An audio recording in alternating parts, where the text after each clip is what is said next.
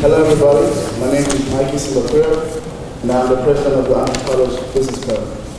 I'd like to welcome and thank you all for attending this presentation, those in person here at Andrew College and those viewing live on YouTube, by our special guest speaker, John Tamny. The Business Club, by Theta Lambda, with the support of the grant from the Charles Koch Foundation, has made this talk possible today. The Business Club would like to thank the Charles Koch Foundation for their support of this lecture and of the human flourishing around the world. The Business Club sponsor, Professor of Economics Brian Oxdad, will now come up and introduce you to Tamny.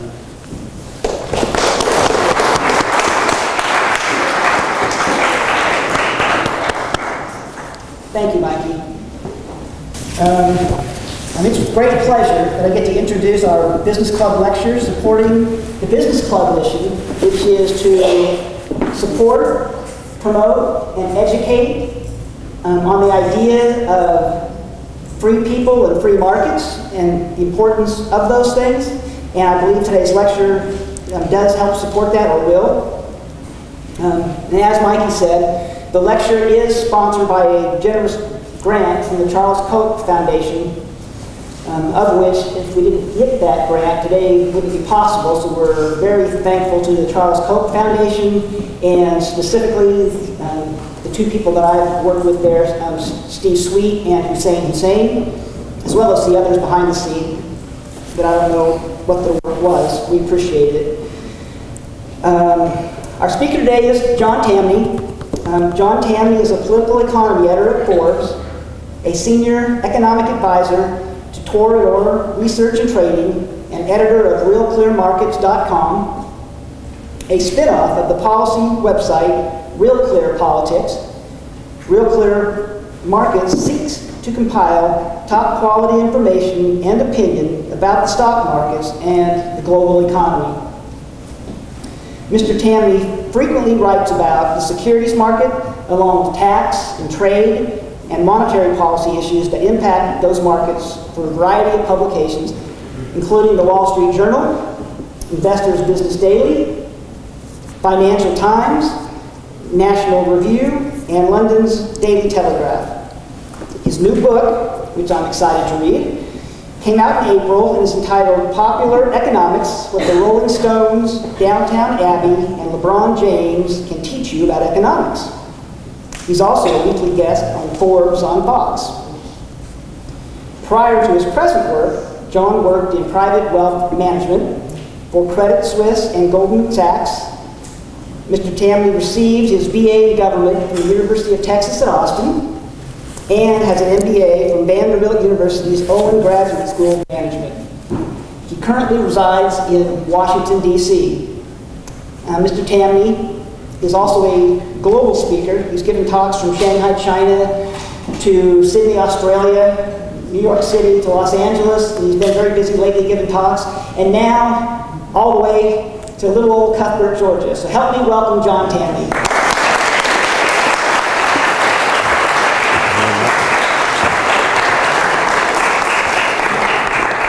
Thank you very much, Professor Ogstad. Let me say to all of you who take his class, you're very lucky to have him. What an interesting man. What a great, he teaches economics in such a fun and exciting way. And so I think that's one of the reasons I'm here. I'll add my thanks to the Charles Koch Foundation for making this possible. And I also want to thank Mikey for the gracious introduction. And I want to thank all of you for being here. I realize it's somewhat coerced, but I can say without a hint of hyperbole that as I look out at you, I'm looking at the richest generation in the history of the richest nation in the history of the world. That's what you have to look forward to, what your generation is going to achieve in terms of wealth creation and in terms of helping people who can't help themselves is going to be staggeringly great.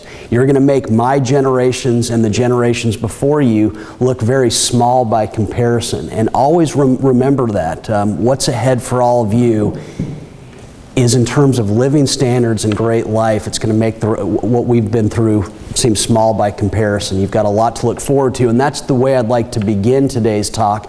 I want to talk about sentiment in the United States. I'm a writer, and I'm a pundit on TV, and it amazes me all the pessimism about the situation in the U.S. right now. So many people say that our best days are behind us, that somehow we're on the bad end of Roman decline, that the U.S. is on the verge of becoming a not-so-great nation. I think this is very mistaken thinking. Certainly one of the underlying themes of my book is that Americans haven't run out of energy or ideas or initiative. What they suffer right now, in a very relative sense, are government barriers to their natural desire to produce. And that's not a partisan statement. That's a comment that neither political party in our system understands how easy prosperity is. But I think it's also this negative sentiment about the United States ignores our history. Now, none of you were born in the 1970s, at least the students among you, but it's important to talk about that to remind you how far we've come relative to today. Now, thinking back to the 1970s, I want to ask a few questions, and you can just raise your hands. How many of you own mobile phones or cell phones? Just about everyone in the room. Well, back in the 1970s, there were no mobile phones. If you wanted to make a call, it was on a landline that you plugged into a wall. And if you wanted to own that landline, it was illegal. You had to lease it from the government's preferred monopoly. And if you wanted to make a call from Cuthbert, Georgia to Atlanta, it was going to cost you a fortune. A 10-minute call would have cost you $20 to $30. Now, how many of you have ever been on an airplane before? Yeah, just about every one of you. In the 1970s, it wasn't uncommon to be asked the question, have you ever been on a plane before?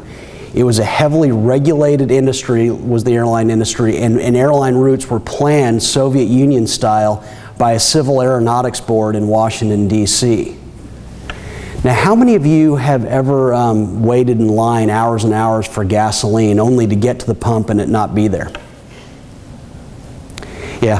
Well, one of the few people who raised his hand was obviously around the 1970s. In the 1970s, the dollars Americans were earning were being shrunk by the U.S. Treasury in terms of value. And so gasoline prices soared in response. And the political class in response imposed price controls on gasoline. And so as a result, it created scarcity.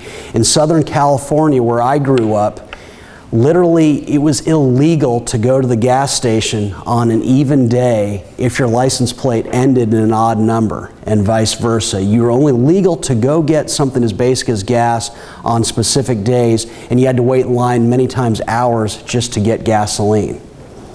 Now, how many of you ever had jobs before? Okay, most of you have. Can any of you tell me that if the paycheck you were receiving came back with 70% of the dollars you had earned, if they'd been taken away in taxes, would any of you be happy? Of course not. Well, in the 1970s, the top tax rate was 70%. And it needs to be stressed that both political parties thought that that was the correct tax rate. It was viewed by Republicans and Democrats that there would be an economic disaster on our hands if we reduced the tax burden imposed on workers from 70%, most of your paycheck. And so I mention all of this as a reminder to all of you how far we've come. People are sad at times. The economy right now is relatively weak, and people say, okay, this is really bad. These are the worst times ever. We came back from much worse in the 1970s. We got really dumb back then. The problems we have today are rich man's problems. And it's a reminder of how easily we can fix what seems as presently wrong. That's the main theme of my book, that economic growth is easy. Let me stress, nothing is easier than prosperity. And it's as simple as removing the 4 basic governmental barriers to our natural desire to produce. Now, in my book, I explain it in very basic ways. I explain it through movies and sports and famous people and television and famous businesses. And I do that by design. I do it because if you can observe the world around you, and by virtue of being here, you can, you know all you'll ever need to know about economics. Just observe what happens around you and it all becomes very clear. And that's why I explain it in the way I do. Now, so what are the 4 basic barriers to prosperity? Well, the first one is taxation. Taxes are nothing more than a price. They're just a penalty placed on your work. And so in an ideal world, you want the level of taxation to be as low as possible, mainly because you don't want to penalize any of you for getting up and going to work every day. Fairly basic. Now, within taxation, there's the capital gains tax. That is a penalty placed on investment success. There are no companies and no jobs without investment first. And so in an ideal world, you want that tax to be zero, just because you don't want to penalize the people who are putting the capital forward to create companies like Coca-Cola and Microsoft and Intel, companies that you want to work for in the future. And then the third basic tax is government spending. It is a tax simply because government has no resources. Now, that's not some slogan meant to appeal to any of the libertarians in the room. That's just fact. Government can only spend what it's taken from you first. And so in government spend, it's as a rule a wet blanket on economic growth, simply because it's John Boehner and Nancy Pelosi and politicians taking what you've created and allocating it to themselves, rather than you using it in ways that you would use it. So as a rule, it slows down economic growth. The next basic barrier to production is regulation. Those are rules set on businesses, trying to keep them in the straight and narrow, but by definition, they don't work. All we need to know that is to think back to 2008. All of you remember there was a big banking crisis in 2008.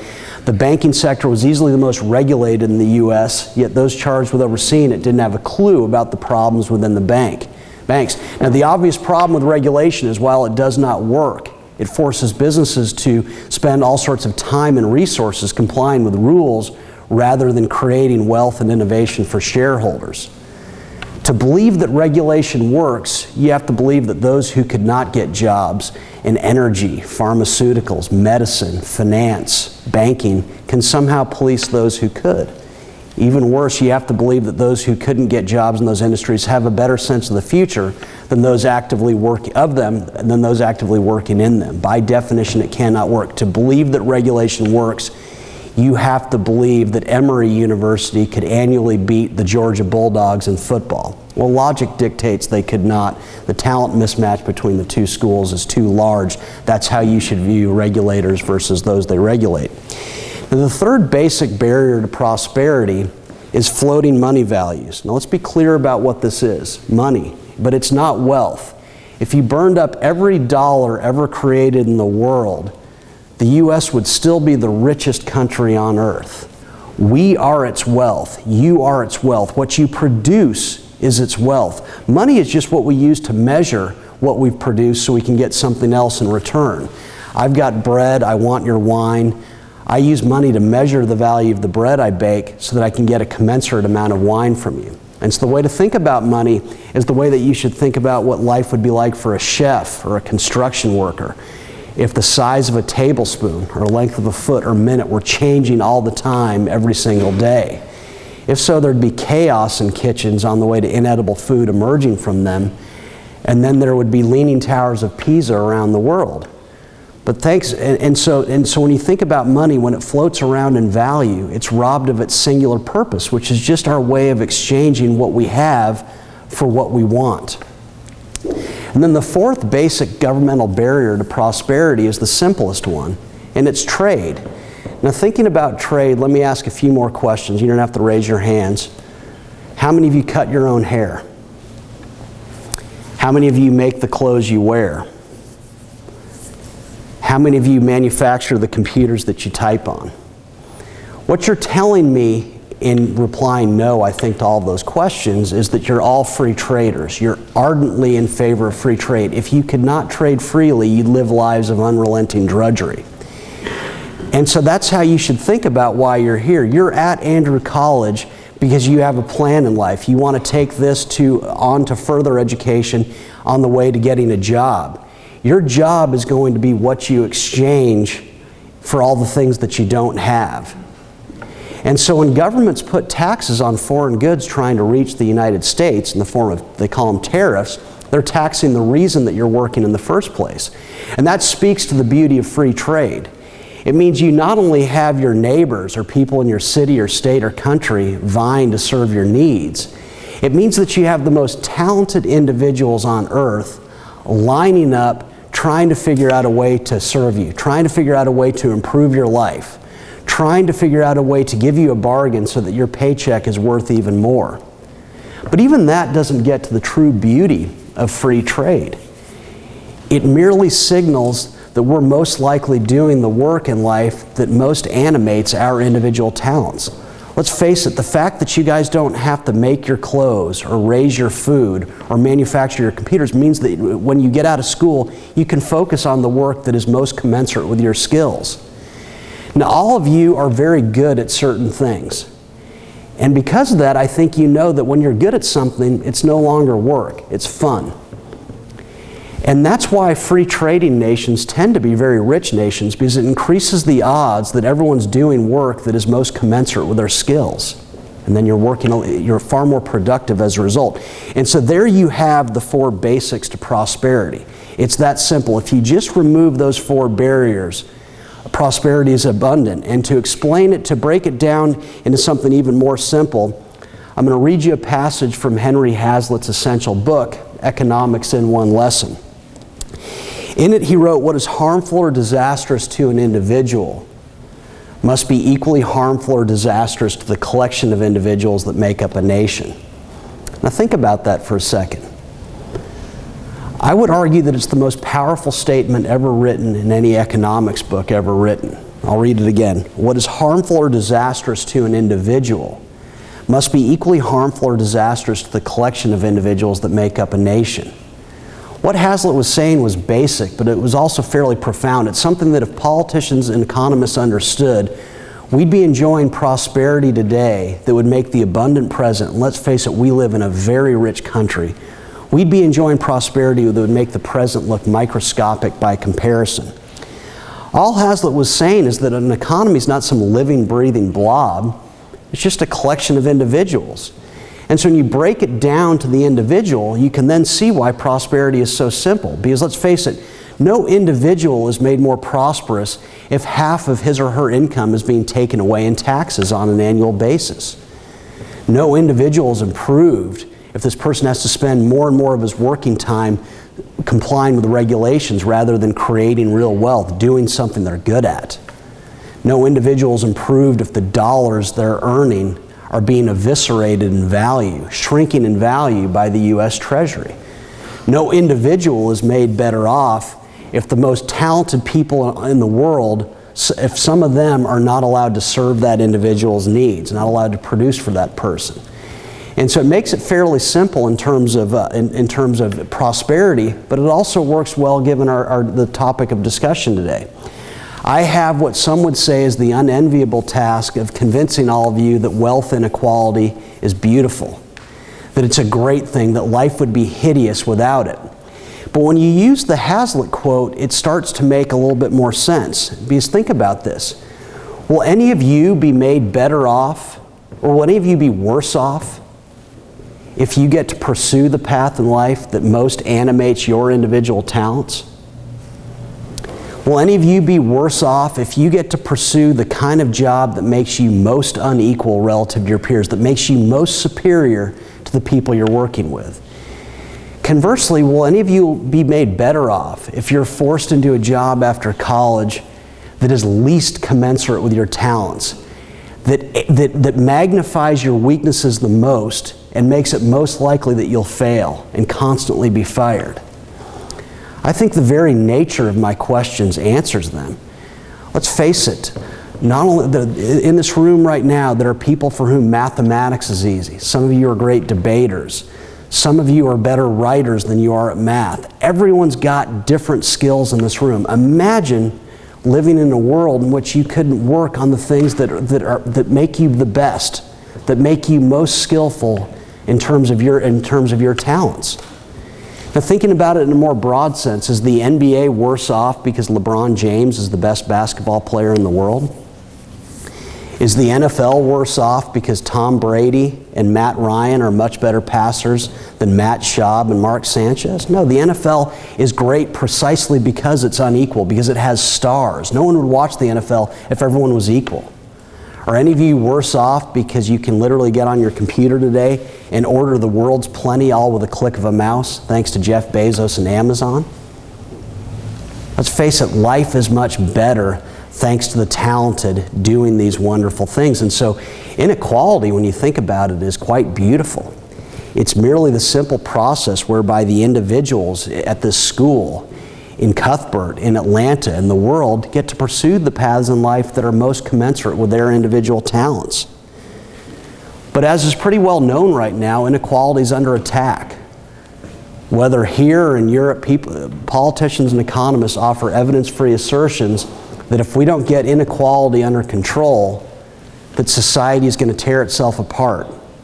That somehow the U.S. as we know it is going to be in trouble because of all this wealth inequality that's revealing itself.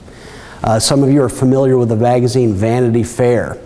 In its April issue, its editor, Graydon Carter, wrote with horror about an estimate that by the year 2020, $40 trillion in global wealth will be in the hands of a mere 250,000 people.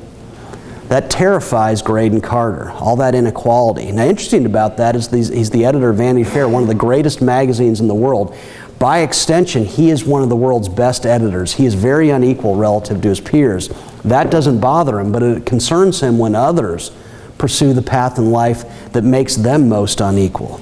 Well, I'm here today to say that the wealth inequality that scares him is something that we should all hope for. That the more wealth is in the hands of the very few, the better the odds of all of you getting to pursue the path in life that most animates your skills, that most lifts you up. The better the odds that some of you in this room who want to pursue a path in life that doesn't involve profit. Some of you will want to help people who can't help themselves. Your odds of doing so effectively are much better the more that wealth is in the hands of the few. And the reason why has to do with something fairly basic in my book. As I put it in it, I say if you want to spread around the wealth, let the rich hold on to it. It's that simple. Now, in the chapter that I talk about this in, I feature Paris Hilton. Now, all of you know who Paris Hilton is. She's not famous, she's infamous, and we all know why she's infamous.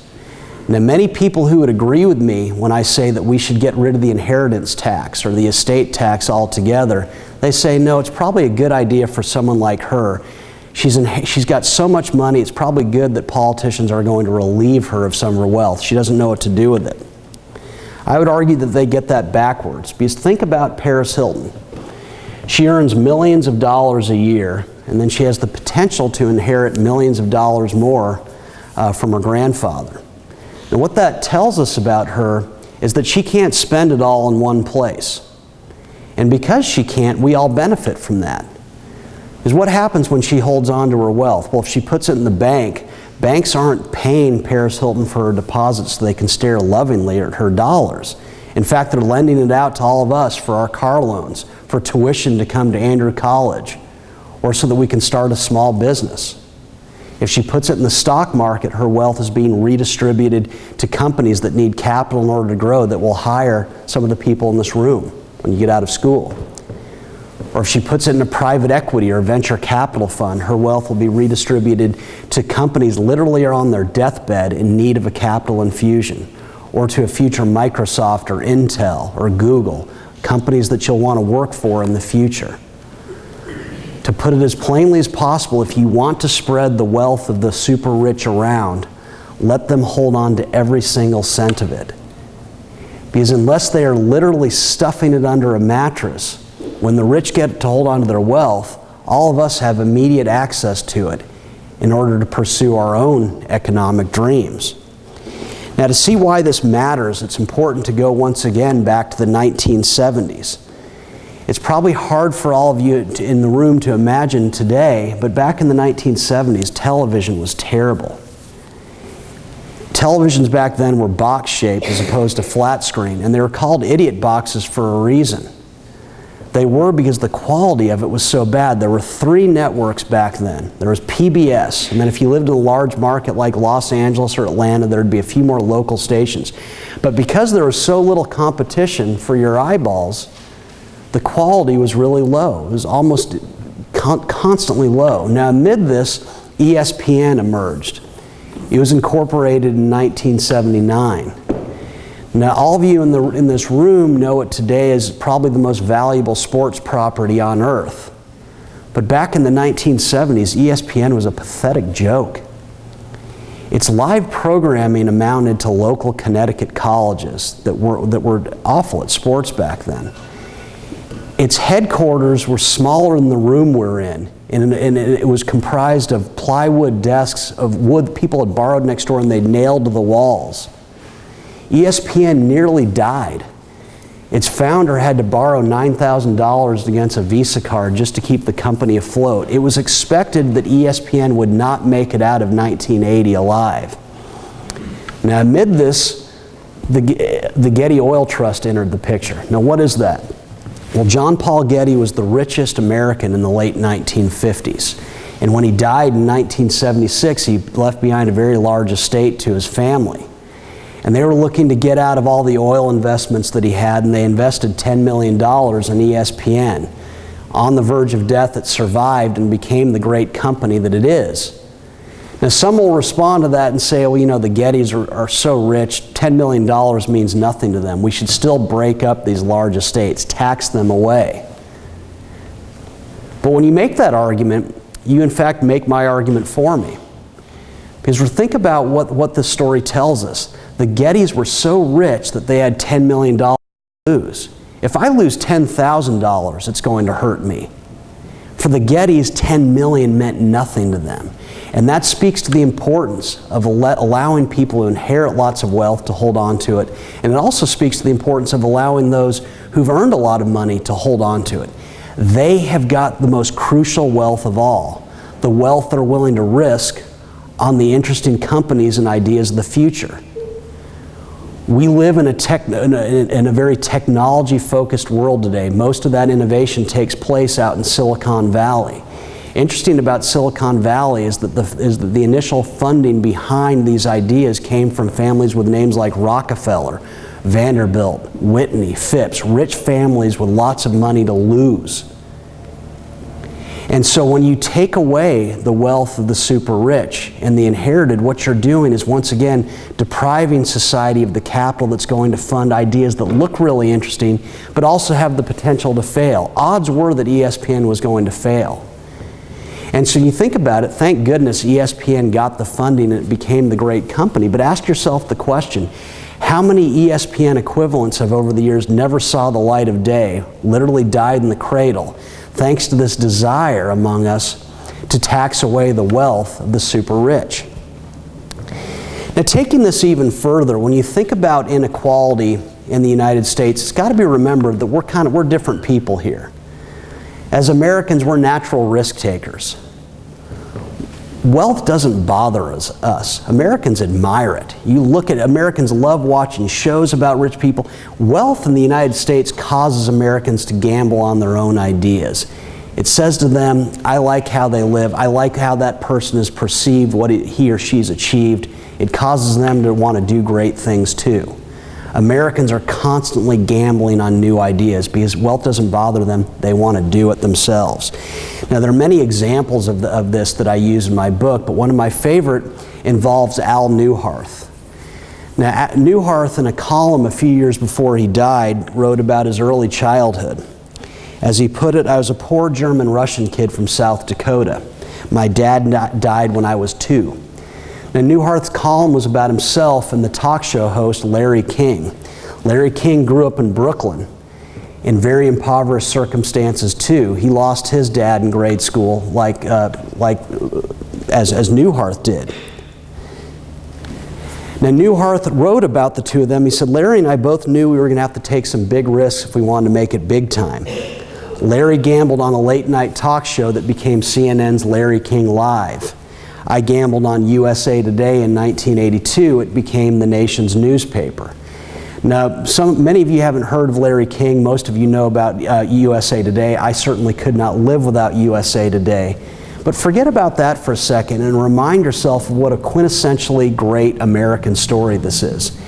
In the United States, it doesn't matter who your parents are, how much money you grew up with, where you went to school, whether you went to school at all. The only thing that matters in the United States is what you're going to do as an individual, what you'll do to pursue your own dreams, what you'll do to elevate your talents the most to achieve what you're trying to achieve. And that's what we have to think about when we talk about taxing away the wealth of the rich and the super rich.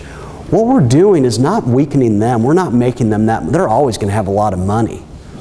We're depriving society of the capital necessary to fund the dreams of those who are not rich, those who have ideas but need capital to back them. There are quite simply no companies and no jobs without capital invested first. And so when we tax away wealth, we tax away the dreams of people in this room and people we know who've got good ideas but need an investor to back it. Now, thinking about wealth inequality in a more broad sense, let's ask ourselves a basic question. What does rising wealth inequality mean? What does it signal? What it signals most specifically is a shrinkage in the lifestyle gap between the rich and poor. How do you get rich in a capitalist society like ours? You generally get that way by taking what the very few and very rich enjoy and making it broadly available to everyone. If some of you want to understand how the poor and the middle class of today will live in the not too distant future, I'll give you a clue where to look. The best places to look are the richest neighborhoods you can find. Those will offer you the best indication of how you and everyone else will live in the future. And what's exciting about that for all of you is what you have to look forward to. Remember where you heard this, but by the time you're in your mid-40s, all of you will fly around on private jets fairly regularly. And why do I know that? I know that because that's what the super rich do today. And so some of you will look at me and wonder, how can I predict something so outlandish? I don't fly in private jets. I assume most of you don't. The reason I can make such an easy prediction is because I can observe the world around me.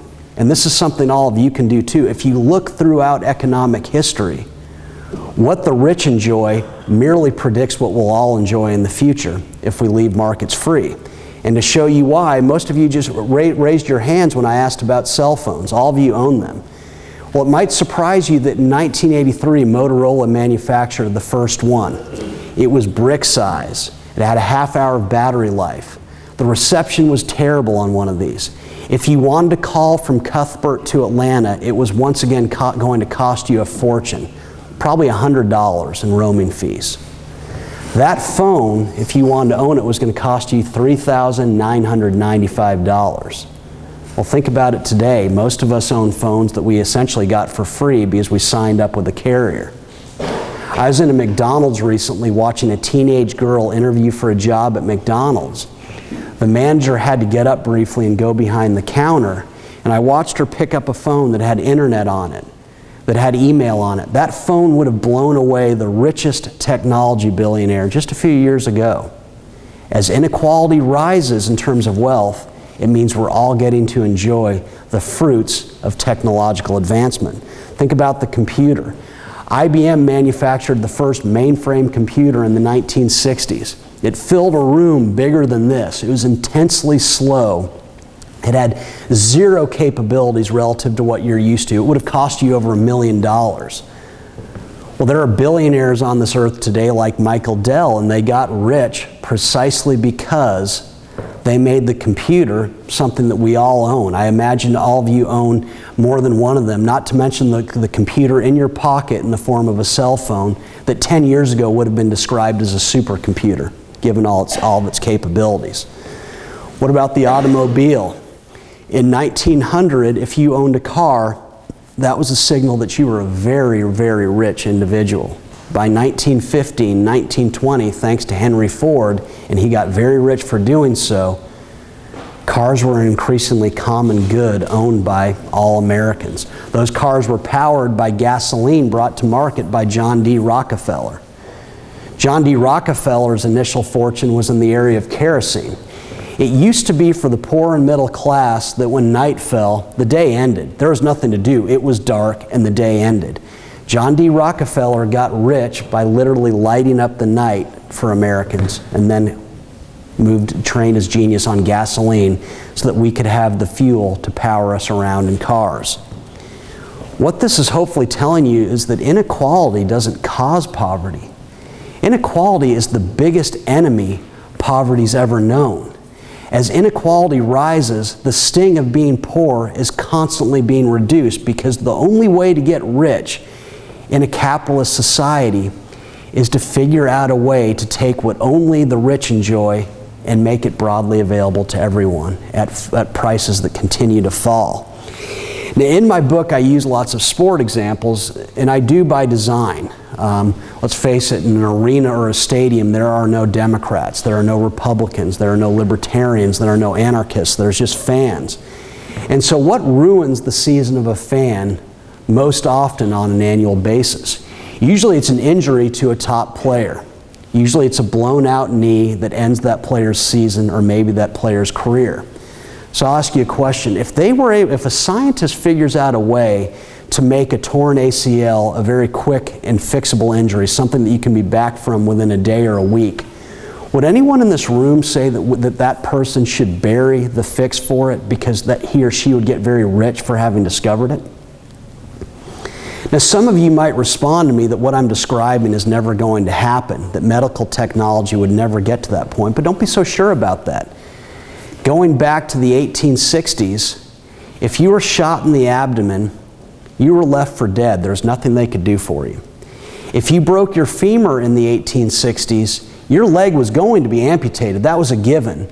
But you had 1 in 3 chance of dying. If you broke your hip back then, forget about it, dead. If you got cancer back then, you were going to die. There was nothing they could do.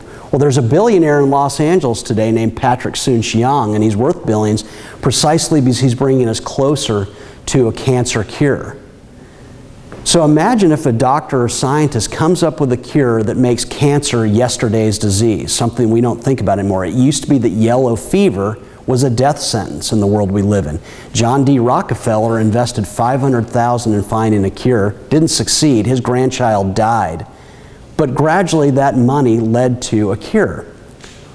What if someone finds a cure for cancer? Would anyone in this room say we should bury the cure because the creator of it would become very rich in the process and create societal inequality? Thinking about it in a more broad sense, how many of you own Apple computer products? A big number of you, a majority in this room do. Steve Jobs died worth billions. Jeff Bezos of Amazon is worth tens of billions of dollars. Michael Dell is worth tens of billions of dollars. Would any of you in this room say that you wish they'd been layabouts or that they'd been on the dole? Because, if they had, societal inequality would be much less. But do any of you want to live in a world without Apple products or without Amazon or without the internet? Probably most of you would say that you want 100 Steve Jobs, you want 100 Jeff Bezoses, 100 Michael Dells. And you want them because they quite simply, their achievements that lead to a lot of wealth make our lives much better. Well, the only way we can get to that point is by removing all these governmental barriers to prosperity that deprive the talented, including you in this room, of your ability to access the capital that will make it possible for you to pursue your own economic dreams. Now, as you can probably sense from my talk, I'm a strong believer that capitalist achievement is a very special thing. I think it's wonderful for the individual. I think people are happier when they do that.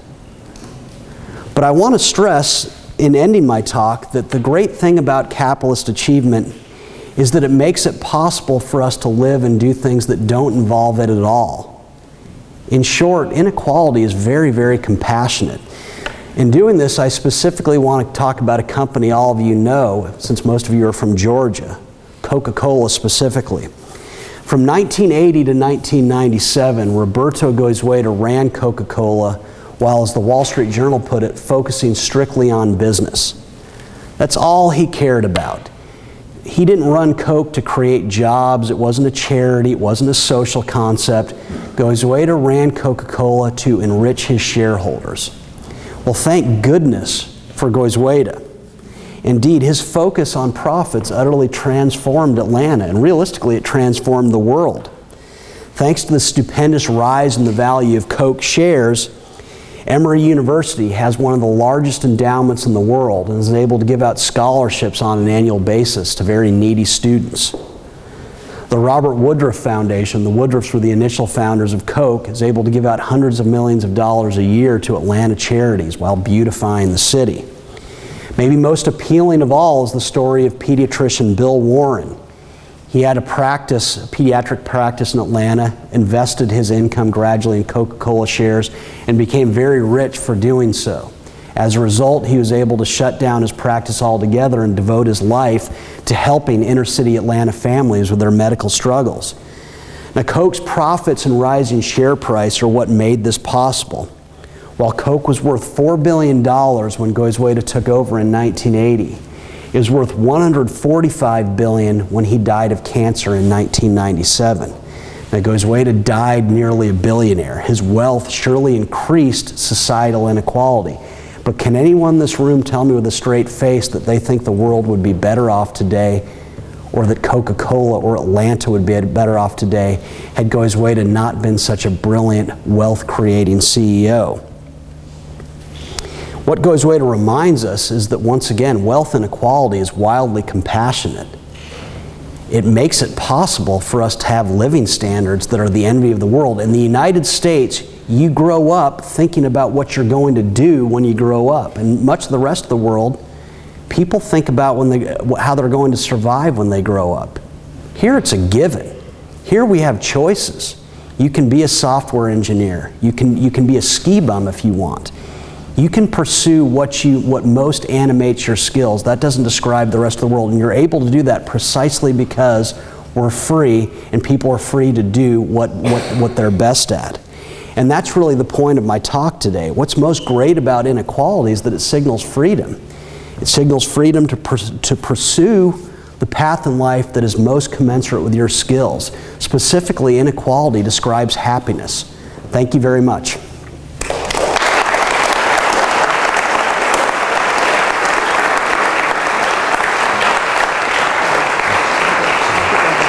I'll sit there. Oh, sure, thanks. Thank you, guys. Before we kick off, we're going to see if any of you guys have any questions for John. And if you do, hop up and then work your way to the front. And Christopher and Mike will be on each side, and we'll take turns, or whoever comes up, because that way the speaker or the mic will be able to pick you up. So hop up, and if anybody has a question. We just want to pick up your voice, so talk real loud if you don't come up. And I'll repeat the question. Okay. Oh, the name of my book is called Popular Economics. It's a great read, I've heard.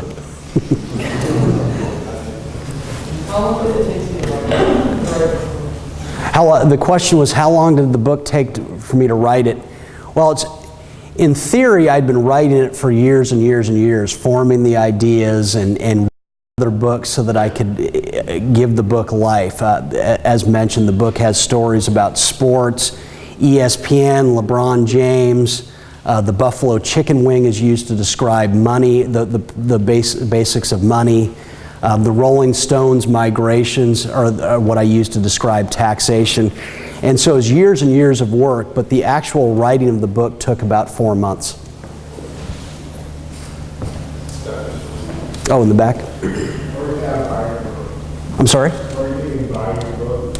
Oh yeah, the question is, where can you buy the book? Very good question. You can buy it on Amazon.com.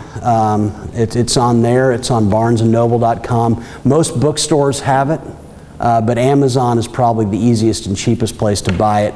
What's fun is, again, there are no charts in the book, no formulas. It's just basic stories that you know about, that you understand, about things that you understand, to help to explain the 4 basic governmental barriers to prosperity. Are there any economists that you favor? Good question.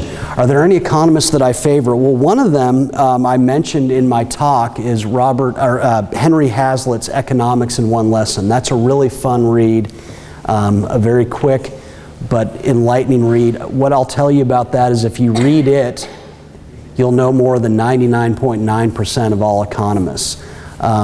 Frederick Bastiat is a fun one to read. Again, there's nothing complicated about economics. One of the biggest indictments of the economics profession in modern times is they've turned it into charts and graphs and formulas. It's very interesting, it's beautiful, it's just observing the world around you and applying common sense. And so Bastiat, Hazlitt, I'll throw my book in there, I'm not an economist. Later on, I would say that you should do Adam Smith's Wealth of Nations. It's not a book to start with, but it really is an excellent read. What makes economics so interesting? Great question. What makes economics so interesting to me? The reason it does is I love sports and movies and TV and viewing the world around me. To me, everything is economic. And I like seeing why people do things, why people thrive, why some people don't thrive.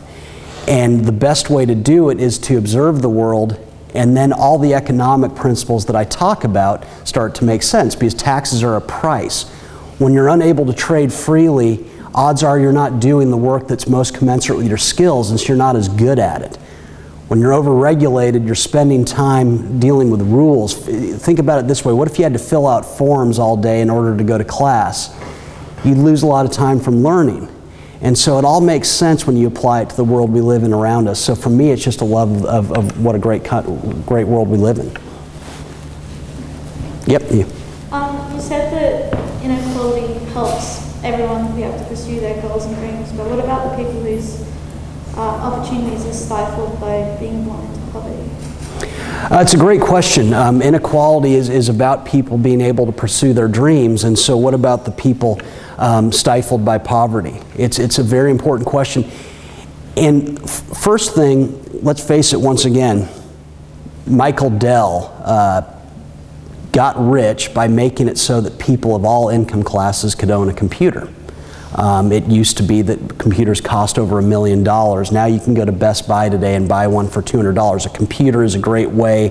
That's something you can use. It's a tool you can use to get out of poverty, or it's one way to do it.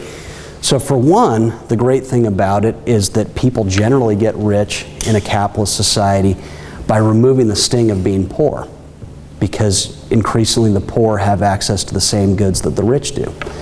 So that's the first thing. But second thing, how do people emerge from poverty? They do by virtue of finding work or starting up their own business. Why do we have jobs? It's because someone saved, someone invested. And so when you allow people to get really rich, they can't spend it all. So they have no choice but to invest that money in the companies and jobs of the future that allow the poor to get that leg up back into productive work. And so when you think about all this, rising inequality merely is the way that you remove the sting of being poor, but also you make it more likely that those who don't have a lot will get the opportunity to work. Let's face it, Bill Gates' Microsoft employs 85,000 people. Walmart is the biggest employer on earth. Do people start out at a low-paying job there? Yeah, but so did I. My first job paid very little in the way of wages. But the statistics on Walmart are that 40%, and I believe it's more than that, of its executives began on the floor. And so the inequality it sets up the opportunity for us all to emerge from poverty. So why do you think the government continues to try to push this equality gap together rather than we see the results of the inequality in the economy? Another very good question. Why does government continue to push this idea that inequality is bad? My answer to that is that politicians in general don't understand economic growth. That's the first thing. Second thing is that they don't have the courage of their convictions to make a real argument. They're so focused on attracting votes, and so it's nice to say, oh, well, inequality is bad, we're going to fix that. What they don't point out is it's in societies where everyone's equal, where life is unrelentingly brutal. In Bangladesh, most people are equal, but trust me, none of you could handle a day living in Bangladesh. The poverty is staggering. People around the world, they see how the poor live in the United States, and they think, wow, I want to move there. How we live in the United States is unreal to most of the rest of the world. And so that's what I think politicians forget. It's thanks to all this wealth that's been created in the United States that the average American has a living standard that is the envy of the world. And that's why, historically, immigrants from around the world want to come to the United States, and good for that. That's a pure market signal. This is where poverty is cured. This is not where it's elongated. Mikey. What would be the ideal government to favor free markets, in your opinion? What would be? The ideal government, like... Form of government. Support free markets. What we had, what would be the ideal form of government to promote this free market idea? You could argue that it's what we had when the founders began. It was this idea that the federal government will be very small, it will have very few jobs, as it were, basically a common national defense, and then leave people alone. Let people live in cities and states, and they can choose their bliss. If you want a lot of government, or more than normal, you might live in New York. If you want very little, you might live in Texas. But make most governments local, because if it's local, politicians can't do as much damage. If they waste your money, you're going to see them at the grocery store that day and say, hey, wait a second, why did you spend the money that way? And so if you make it local, it's going to be smaller, and that means all that extra capital that's going to flow into cancer cures, that's going to flow into advances that will have all of you flying in private jets by the time you're in your 40s. All those things that you want.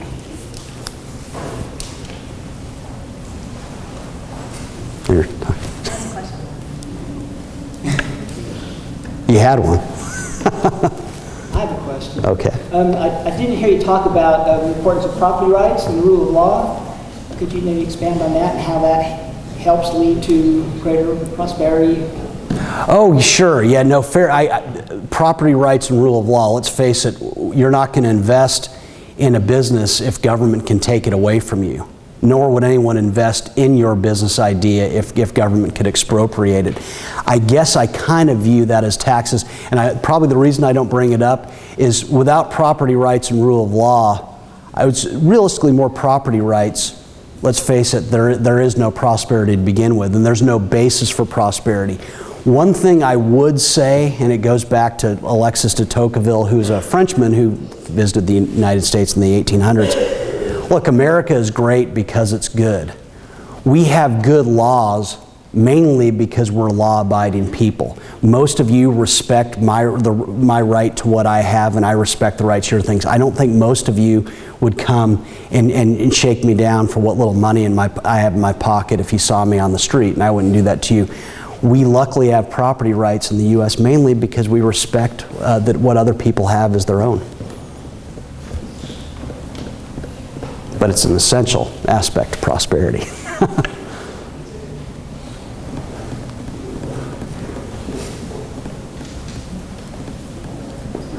Okay, all convinced, I'm sure. Well, thank you very much for being here.